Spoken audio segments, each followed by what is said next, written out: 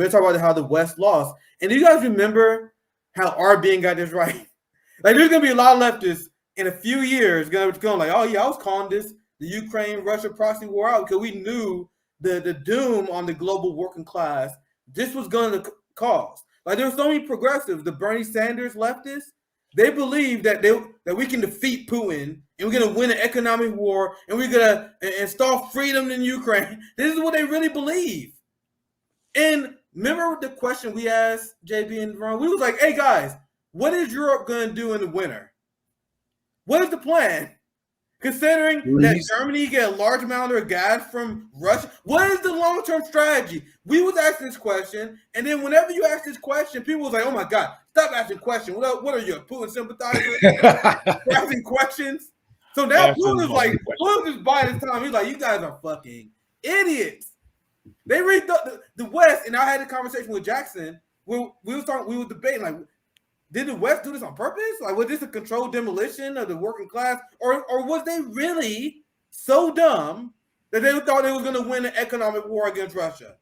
Because now Russia, who has been more than nice, do you guys understand that? Man. Do you guys understand how nice Russia has been throughout this entire conflict? At any given time, they could have made life get really hard for Germany.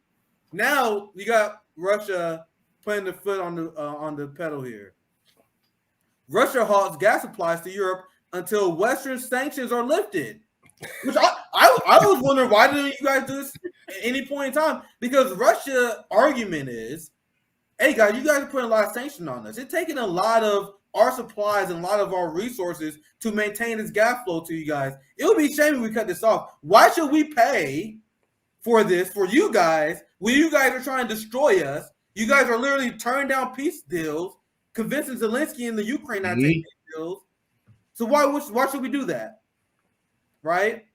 So now the neoliberal class and a lot of independent progressives are just now catching up where we have been the entire part of the crisis, where it was like, what are we going to do for the workers who are caught between this fight between the two capitalist powers? That was always my concern.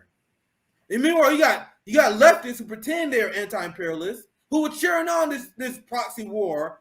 They don't care what happens in Africa with their crop supplies. They don't care about the gas shortage that will happen in Europe. They legitimately don't care. They just wanted to defeat the evil Putin. That's it. Now, there are a lot of people that are waking up to this because now the reality hit home. We tried to warn you. Now you got Europe protesting. Everyone. This is the West. The West has officially, and feel free to interrupt, guys. I know I'm ranting. No, it's good. There is a reason why the West have been censoring everybody on this issue, and why there's been an unanimous propaganda push where I just watched a Fox News segment where they sound just like MSNBC on Russia. I'm dead honest. I can pull up the clip. There's literally no difference between how they're covering this. And if you cover it differently, they're going to ask you. They're going to smear you because they are not in the right. Because people who were questioning the narrative of NATO was asking these questions about what about the consequences of the global working class? Because you guys want to expand NATO. Now you got the protests. And this is Wyatt Reed, friend of the show. We got to have him back on. Organizers are already negotiating with trade unions, entrepreneurs, farmers, mayors, transporters, because now a lot of people who don't pay attention in Europe, they're starting to feel this shit. I'm going to show you guys some receipts. They're starting to feel it. And now, do you guys really think they give a fuck about sacrificing their livelihood for NATO? Hell no. One of the PMs just actually said she's going to put Ukraine first. She don't care what her voters think. Yeah. That was Germany? Yeah, that German lady. I got the video. I may show it later in this segment. But this is the messaging that you see from the establishment. Look at the last part of the tweet.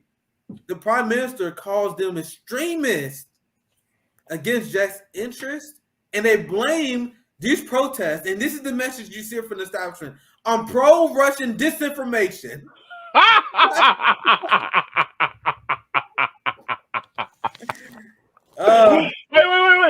Wait. Hold up, Nick. You mean to tell me my overly inflated gas bill is now Russian propaganda? Is that what you're telling me right now? Oh, JB, get it right, okay? It's the Putin tax hike, okay? It's fucking Putin. You know, Joe Biden, Jim Crow Joe, he was really working on improving the quality of life of the global working class, and he was so close. JB, he was so close. And then Putin came. He was like, "I'm gonna we'll put the tax hike on you guys." And then that's when they call anyone. I've been called a Putin puppet, a Russian sympathizer, even though I criticized Putin as an anti-communist, because we had basic questions about this politics. Wait, hold on. It's like, oh, this bill, it's the Putin petrol. That's the reason why that my bill is so high. It's Putin's fault. So here's a print story. I can read just a paragraph for you guys. I don't see not one Russian flag in that whole protest. That's crazy how they saying they out there for Putin. Okay. And it's not just this protest, guys. Protests are popping up in Germany as well. You got Europe. The people are starting to wake up on what our leaders are asking them to do. Tens of thousands protest in Prague against Czech government, EU, and NATO. An estimated 70,000 people. It's not like a small. You know that Cuba. A color revolution when they're like, oh my God, the Cubans stand up against the government, and there was like 50 people there. They had to get a good angle. That's not this. It's 70,000 people. That's a lot of people. Yeah. Calling on the ruling coalition to do more to control soaring energy prices and voicing opposition to the European Union and NATO.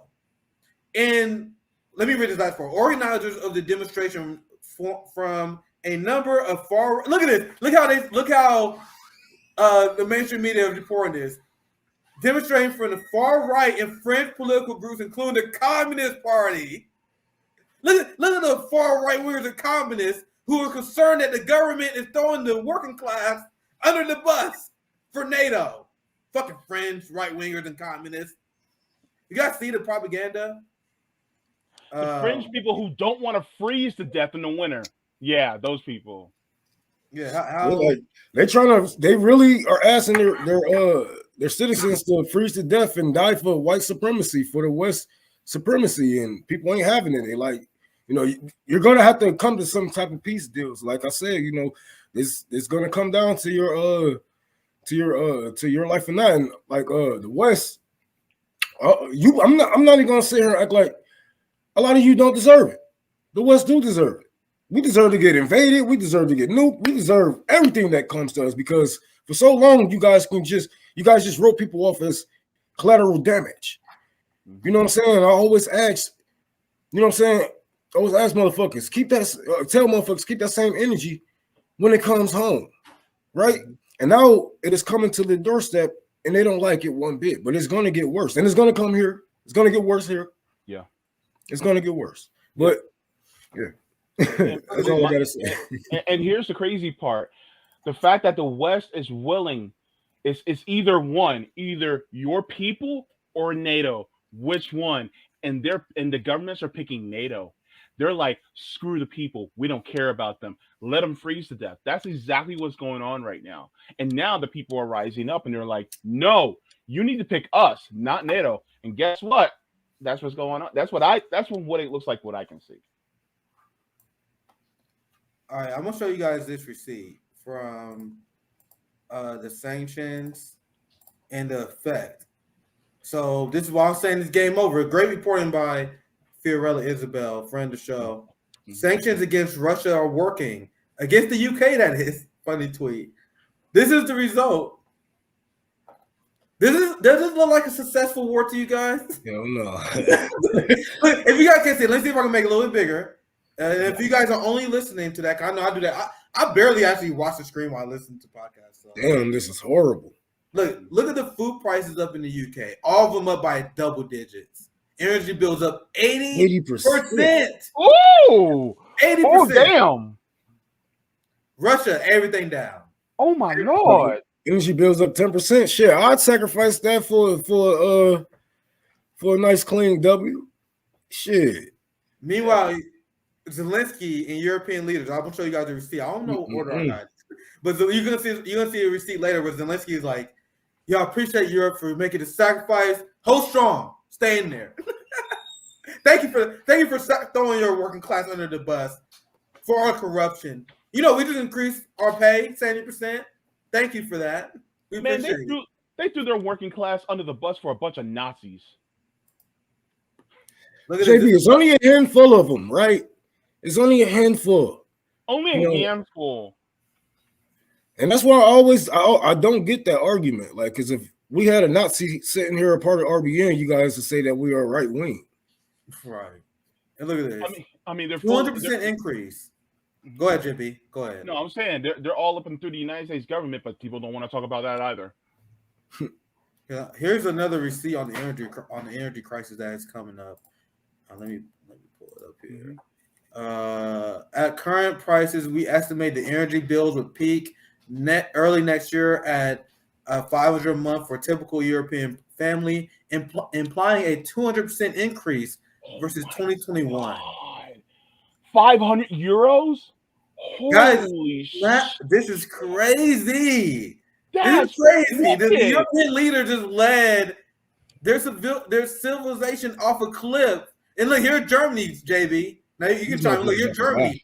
A lot of people haven't been paying attention. A lot of people have been propagandized. But now the shit hit. Now winter hit. Now people are saying what we've been saying for literally months. Literally, ever since March. We was like, guys, what about the winter? What is your long-term strategy for this?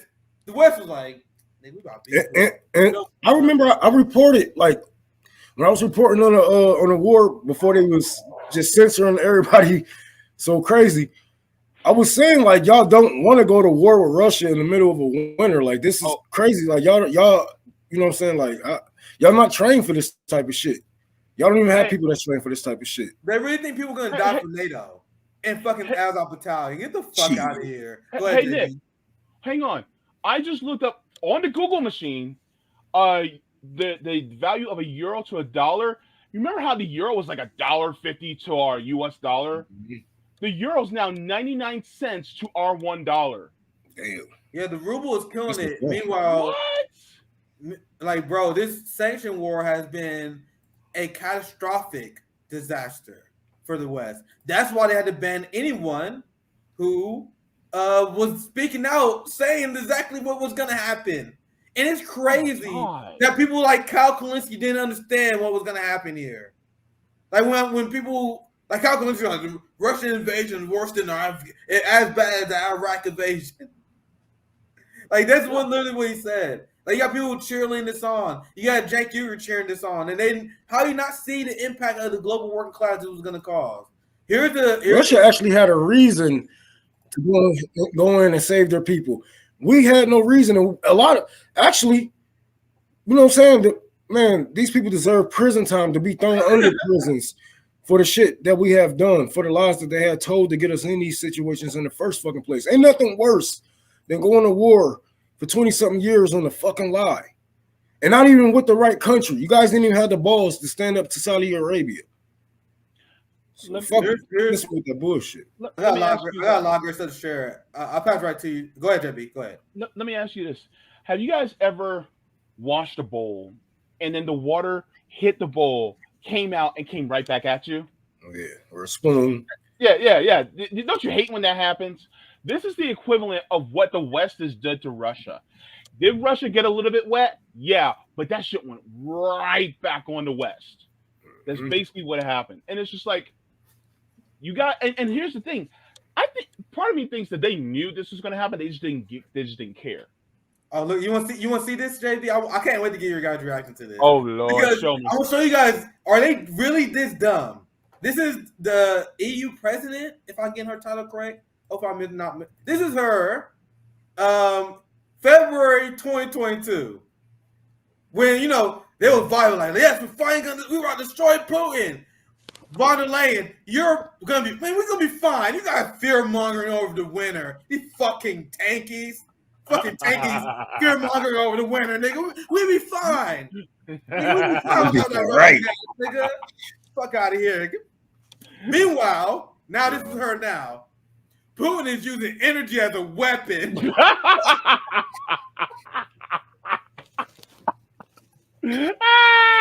Yo, at first she was like, nigga, we don't need Russian energy, nigga. Fuck y'all. Nigga, we going to war. I don't give a fuck what y'all say. Then now she's like, nigga, Putin using weapon as an energy, cutting supply, manipulating our energy markets. And guys, I was like, guys, I can't believe Putin didn't do this earlier. Bro, I would have cut off all their shit. I don't like y'all, all the shit that they talking about me. Y'all having all these back room, even on TV, talking shit about me, man. I would have been like, cut that oil off so quick. They were still playing nice with them. He's been way too nice. He's been way too nice because that is the reason why people like me not in the positions of power. I would have. Hey, you want to play? We can play, and we're gonna see how long it takes for your for the population to eat up the governments around them. Because when they see that, you guys aren't trying to come to some type of peace deals, or trying to do your job to actually govern, and you're trying to figure out a way to capitalize off of this, your proletarians bound to eat you up. They're bound to eat you up. And now these rich oligarchs who don't have to worry about heat or cold, food or shelter, are like, don't worry, guys. Let's stay strong. We didn't get through this together. We're in this together. They really want. He will fail. Europe will prevail. People are about to starve and freeze. This is the messaging coming from their unhinged oligarchs. And Ben Noren called this out because this is the actual tweet where she complained about Putin using energy. Here, actually, I want to see Margaret Kimberly's response. Yeah, pretty much the same thing. This is Margaret calling her out for her old quote. Everyone was like, hey, didn't you say? Remember what you said earlier? So that's what she's saying. And I think Ben Noren is saying the same thing. European imperialists are so ridiculous. The EU imposed brutal sanctions on Russia and pledged to boycott Russian energy. But now that Russia refuses to sell Europe its energy, like I said, which is Russia's right. I'm surprised they waited this long because they wanted to negotiate. The EU claims it is using energy as a weapon. You say you didn't want it, as Norris calls out here. And this is Zelensky. And feel free to interrupt me, guys. But here's Zelensky. This is what he said a few days ago. He tells Europe to prepare for a difficult winter with oil gas supplies. He like, you think I'm going to negotiate for peace? Not happening. I appreciate you guys staying for Europe remind me of that goddamn SpongeBob. He like, thank you for staying for Ukrainians and throwing your own people further under the bus. We deeply appreciate it. This reminds me of that SpongeBob episode when he went to Sandy House for the first time and he didn't know that she breathed air. He's like, Europe basically like, I don't need it. I don't need it. Shit. So now the Ukrainian politicians are already sounding the alarm. They are warning their Western corrupt oligarch friends. Because Ukraine is so corrupt, they're like, why are you letting these motherfuckers protest you? Why not just go full fascist? They literally confused. Like, why are you letting them stand against us? Yeah. Like, we just ban our political parties here. We ban media opposition. Just do that. Guys, just do that. Because now here is reports of the Ukraine foreign minister, or this one, who's a psychopath. Have you ever seen this person tweets? The Ukraine foreign minister is a psychopath. But anyway, the Ukraine foreign ministry has called for EU countries to outlaw opposition protests and rallies for the duration of the war as discontent over energy prices grow. So once again, remember, Ukraine is the most corrupt country in Europe. So they're looking at your European allies like, why are you guys allowing them to protest? What the fuck are you doing? Yeah. This ain't a fucking democracy. Cut out the democracy. We don't need it right now. We're trying to take over the world, guys. What are you doing? They advocate for peace. Under control. Advocate for peace by sending weapons. Promoting democracy by using rank authoritarianism. That is the West in a nutshell. Is that funny? Wow. And I'm going to show you this. I saw this earlier today. I didn't know if I was going to fit it in the segment, so I thought I'll just do it here. This is the insane oligarchs that are supporting the Ukraine war. Imagine if Putin said this. This is Liz Truss. Am I saying that right? Liz Truss? She is the new British Prime Minister. Now that Boris Johnson is gone. Isn't that funny, guys? Remember, JB? I can't help but say it. Remember when the Russian-Ukraine proxy war started, and the West was like, "This is going to be the end of Putin." Ever since then, you had Boris Johnson resign, Joe Biden historically unpopular, Emmanuel Macron lost his majority, and you literally have protests in Germany. So, hey, it seems like Putin was just okay. It seems like you guys miscalculated. This is me. So, actually, I didn't have the audio. Let me play the audio because it's only 50 seconds. Yeah. So imagine if Putin said this, where the new prime minister of the UK, they're now saying, "I'll be okay. I'm ready to launch a nuclear war. Sheila, I'm down for whatever, baby. I'm down to destroy humanity for this shit." I'm 100% down. Let me play the video. You'll be ushered into a room very privately at number 10. Will be laid out in front of you what are called the letters of last resort, your orders to our Trident boat captain on whether you, Prime Minister Liz Truss, is giving the order to unleash our nuclear weapons. It would mean global annihilation. I won't ask you, would you press the button? You will say yes. But faced with that task, I would feel physically sick. How does that thought make you feel? I think it's an important duty of the Prime Minister. I'm ready to do that. Who the fuck is clapping? Do you not understanding that she just threatened your fucking life? Bruh, what? Bro, she literally just said, as the leader of the UK, I am willing to destroy humanity for our interests. So please imagine the West outrage. Imagine if Putin, JB, went up there and was like, in order to achieve Russian interests, yeah, I want to destroy the world. Imagine the reaction. That is the new prime minister, the new one, who said that she's down for nukes. Yes, queen. Nuke that humanity, girl bossing. Look, what did I say in a tweet? I said a tweet a few months ago. I said this world is literally being ran by supervillains. Y'all thought that I was wrong. Look, remember Captain Planet, the Planeteers, that one blonde lady with the short haircut and Captain Planet, the Planeteers? Bruh, that's what she reminds me of. Like, she wanted to destroy everybody. Like, some of these people are cartoonishly vile. Yeah. It's just like, what? And then like I'm like, who put their hands up to clap?